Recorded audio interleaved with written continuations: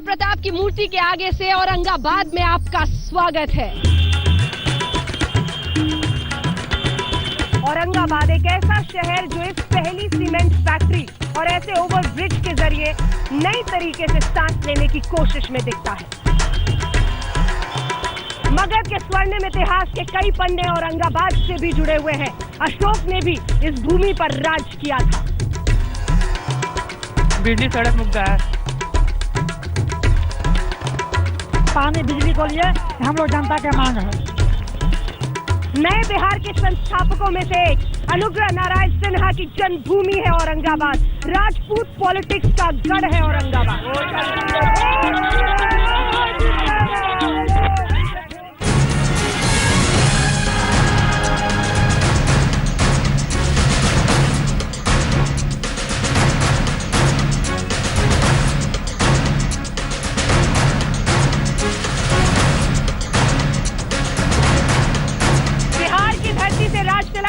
एक बार फिर से स्वागत है। नमस्कार, आप देख रहे हैं आज तक, आपके साथ मैं हूं अंजना ओम कश्यप। औरंगाबाद ये शहर कितना उत्साहित है इन चुनावों को लेकर अंदाजा लगाया जा सकता है। इनके उत्साह को शांत करने में ही आधा घंटा लगभग बीत चुका है।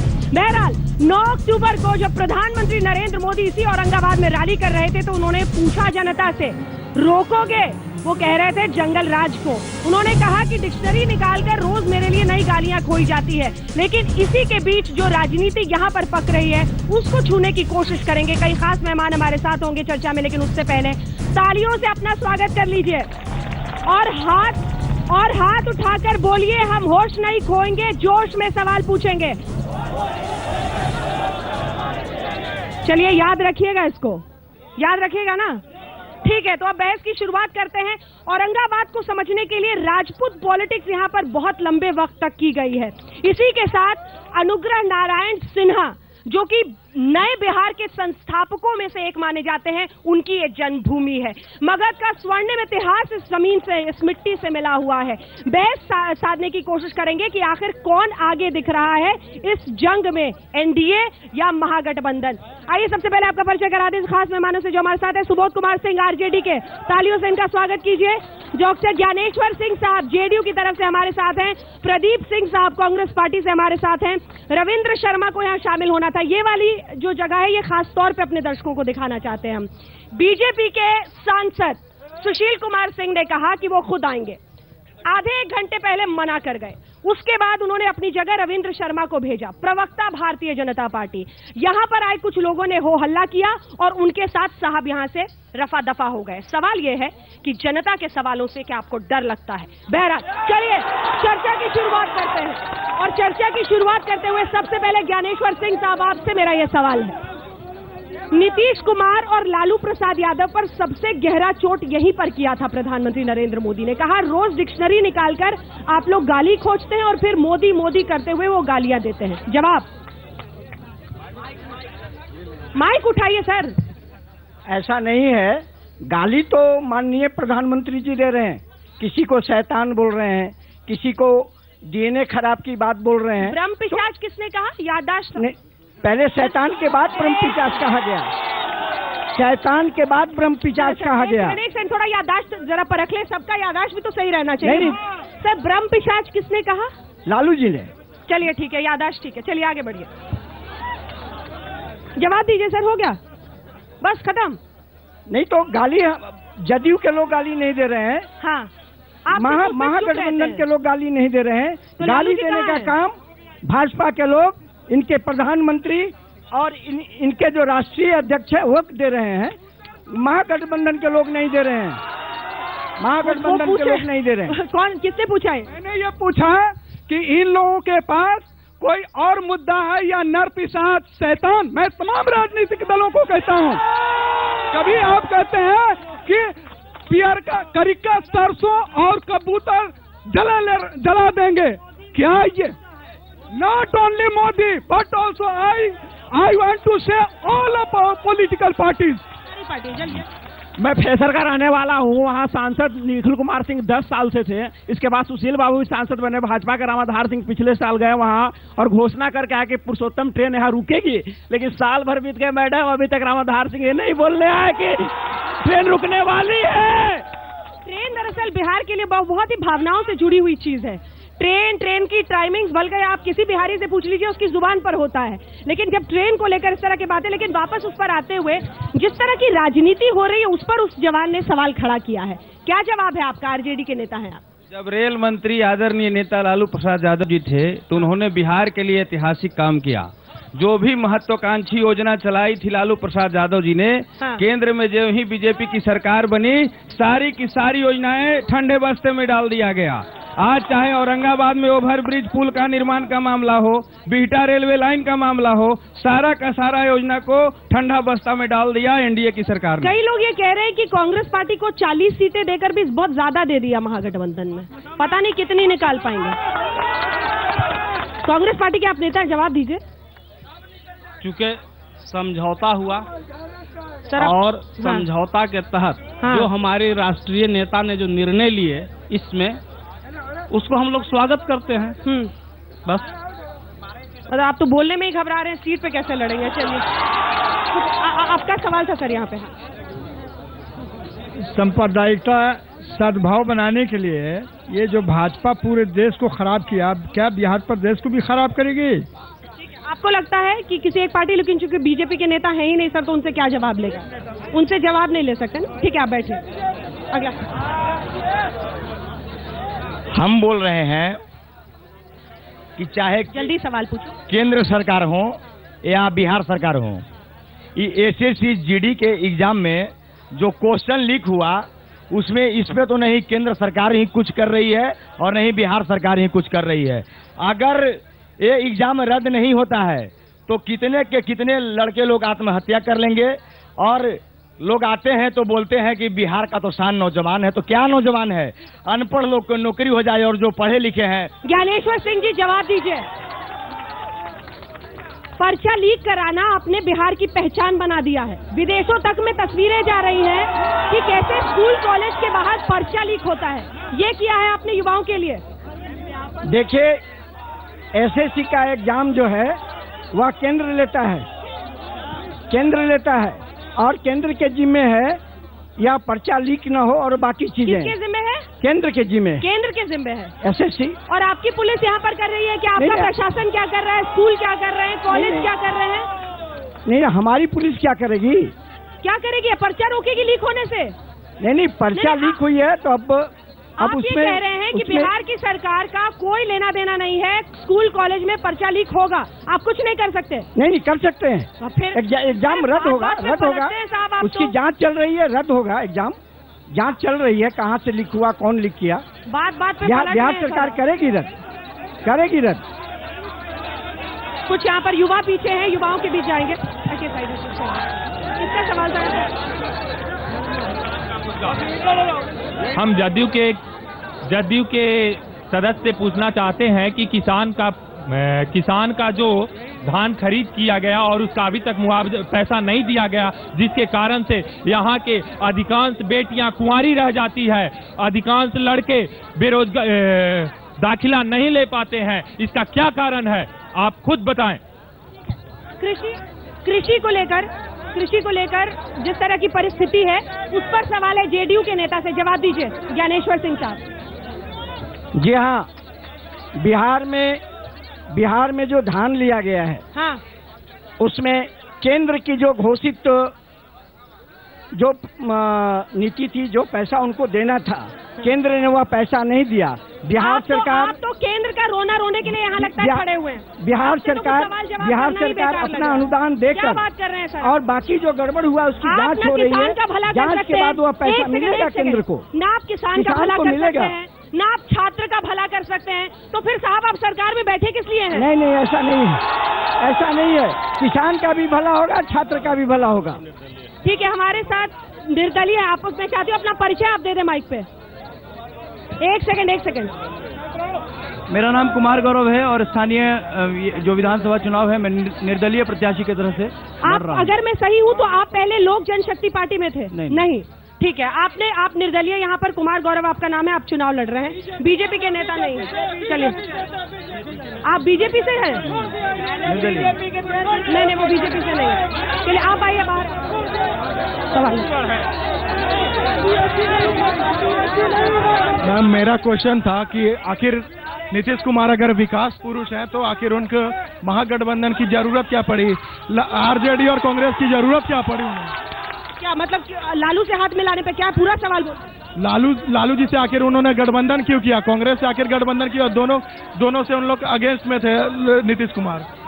ठीक है, ठीक है, ठीक है, जल्दी से आप इसका जवाब दीजिए।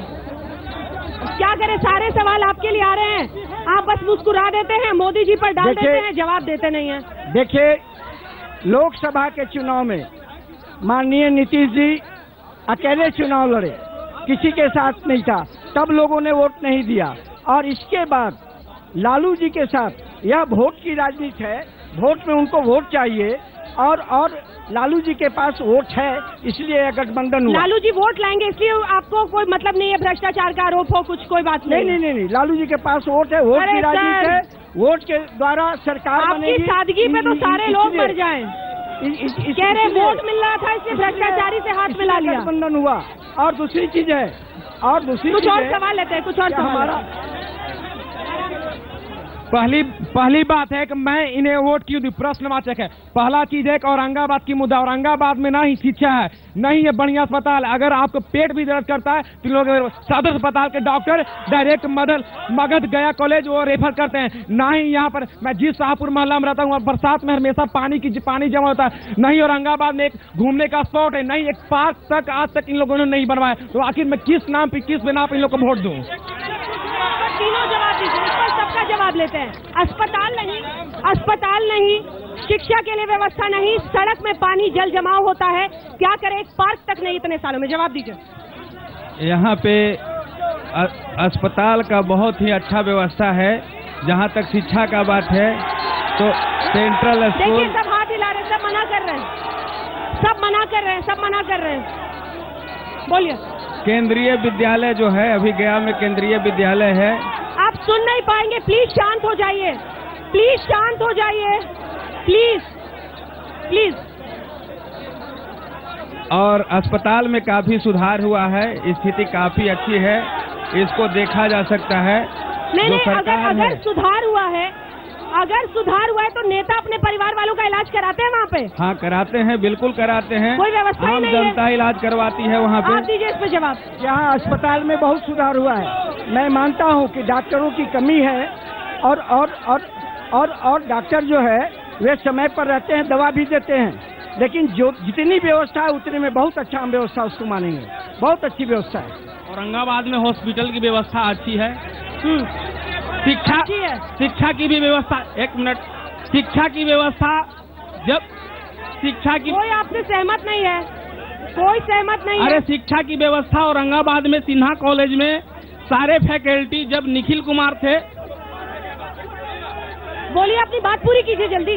जब शिक्षा की व्यवस्था में मगध यूनिवर्सिटी में सबसे ज्यादा अगर किसी कॉलेज में फैकल्टी है वह सिन्हा कॉलेज में है, जहां MBA MCA सारी पढ़ाई होती है। और जब कांग्रेस के सांसद निखिल कुमार थे तो उन्होंने सारे फैकल्टी को यहाँ खोलवाया। जवाब दीजिए। जितनी भी राजनीतिक पार्टियां हैं सब पटना में और दिल्ली की व्यवस्थाओं करने में लगी हुई हैं। पटना में, दिल्ली में 24 घंटा लाइट रहती है, लेकिन हमारे गांव में अभी तक ट्रांसफार्मर नहीं पहुंचे हैं, बिजली के तार नहीं पहुंचे हैं। सिन्हा कॉलेज की अभी भाई साहब बात कर रहे थे, सिन्हा कॉलेज में पढ़कर किसी भी लड़के को नौकरी मिल जाए ऐसा कोई आकांक्षा नहीं रखता।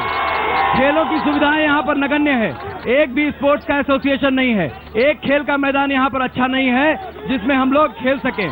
यहाँ पर स्वास्थ्य की बात कर रहे हैं, कोई महिला यहाँ पर हॉस्पिटल में जाकर डिलीवरी केस में ऑपरेशन नहीं करा सकती। वही महिला हॉस्पिटल जो है वो दलाली का केंद्र बना हुआ है और कोई नेता उसमें आवाज नहीं उठाते। कुछ और सवाल लेते हैं, लेकिन इससे पहले मैं अपने दर्शकों को जरा दिखाना चाहती हूँ, अपने दर्शकों को किस तरह से बहुत ज्यादा उत्साह के कारण या जिन वजहों से कह लीजिए लोग बहुत ज्यादा परेशान हैं और इस तरह से आने की। और कोबरा कमांडोज का इस बार कोबरा कमांडोज के जरिए जिस तरह के इंतजाम इस बार चुनाव आयोग की तरफ से किए गए हैं वो आप कह सकते हैं अद्वितीय है। ये कोबरा कमांडोज यहाँ पर है। पहले तो मैं चाहती हूँ ये लोग जो सुरक्षा दे रहे हैं उनके लिए तालियां बजा देनी चाहिए। जबरदस्त इन्होंने इंतजाम किया हुआ है चारों तरफ, जिसकी वजह से ये कार्यक्रम हो पा रहा है। कुछ और सवाल लेते हैं। हम भारतीय जनता पार्टी के जो यहाँ के कैंडिडेट के कोई प्रवक्ता है उनसे पूछना चाहता हूँ कि इनकी बीजेपी के नेता है नहीं, सवाल पूछिए। तो इनका मुख्यमंत्री बिहार में कौन होगा? भारतीय जनता पार्टी, उनका नाम बताओ। मैं ये सवाल होना चाहिए। बिहार की इस औरंगाबाद को बिहार विभूति की धरती कहा जाता है, स्वतंत्र बाबू की धरती कहा जाता है, निखिल बाबू की धरती कही जाती है। हम जब से आजादी हुई है तब से उन्हीं का परिवार इस औरंगाबाद से नेतृत्व किया है। इस औरंगाबाद में क्या किया? यहाँ उत्तर टोल नहर, आज भी नहर की पानी व्यवस्था कुछ नहीं है। सब भूखे सिंचाई किसान के लिए, किसान का कुछ व्यवस्था नहीं हो रही है। छात्रों के लिए कुछ व्यवस्था नहीं है, सिर्फ लूट खसोट हो रही है। हर जगह सिर्फ पैसा का लूट है। हॉस्पिटल में जाइए, बच्चा जब जन्म लेता है ऑपरेशन के लिए नहीं हो व्यवस्था नहीं है, एम्बुलेंस नहीं है, शिक्षा अच्छा फैकल्टी प्लेसमेंट नहीं होता है। परेशानी है लोगों को। ये लड़का था यहाँ पर जो सवाल करना चाह रहे थे। एक सेकंड रही बात पर्चा लीक का, जैसा कि पूर्व के सवाल में था, पर्चा लीक जितने लोग किए उनको बीजेपी के लोगों ने टिकट दे दिया। रंजीत डॉन सर्वश्रेष्ठ पर्चा लीकर को लोजपा ने टिकट दिया, एनडीए के गठबंधन ने। अब रही जो महागठबंधन के लोग बैठे हुए, उनसे भी सवाल है। कांग्रेस पार्टी के प्रवक्ता यहाँ बैठे हो, बताएं युवाओं की भागीदारी महागठबंधन में कितनी हुई है? बताइए। मेरा सवाल सारे नेताओं से एक बार है। मेरा सवाल है कि जैसा कि आप देख रहे हैं, पैसे के बल पे पूंजीपतियों को टिकट दिया जा रहा है और गांव में रहने वाले किसान हो गए, गरीब हो गए, मजदूर हो गए, उनको टिकट से वंचित रखा जा रहा है। जो अपने जमीनी स्तर पे कुछ कार्य करके दिखा भी रहे हैं और बाहर के आदमी को टिकट दिया जा रहा है। तो ये पैसे की सिलसिला कब तक चलेगी? 3-4 सवाल हो गए, एक और सवाल ले लेते हैं, इसके बाद उनके पास। मैं एनडीए के गठबंधन के उम्मीदवार से पूछना चाहता हूं कि यहाँ पे धन बल का जो प्रयोग किया जा रहा है उसको आप क्यों नहीं रोकने का? ठीक। एक सवाल और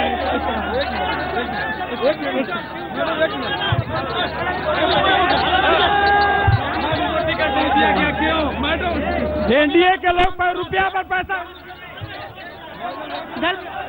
देश में नरेंद्र मोदी चिल्ला के बोलते हैं कि युवाओं के कंधे पर देश का बागडोर है, तो फिर नवीनगर में 85 साल का बूढ़ा को क्यों उम्मीदवार बनाया गया?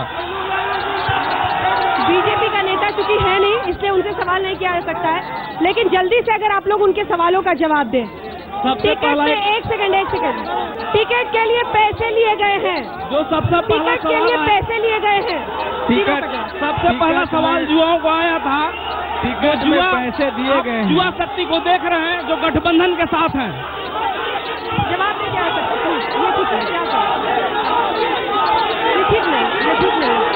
ये ठीक नहीं। चलिए यहाँ से आज का कार्यक्रम हमें यहीं से, आज का कार्यक्रम हमें इतने में ही, आज का कार्यक्रम हमें औरंगाबाद में यहीं पे ही खत्म करना पड़ेगा। कल हम होंगे पटना शहर में। पटना के लोग पटना में नेताओं से करेंगे सवाल जवाब और राज तिलक के लिए आप रहिएगा हमारे साथ रात 8 बजे। देश दुनिया की बाकी खबरों के लिए आप देखते रहिए आज तक।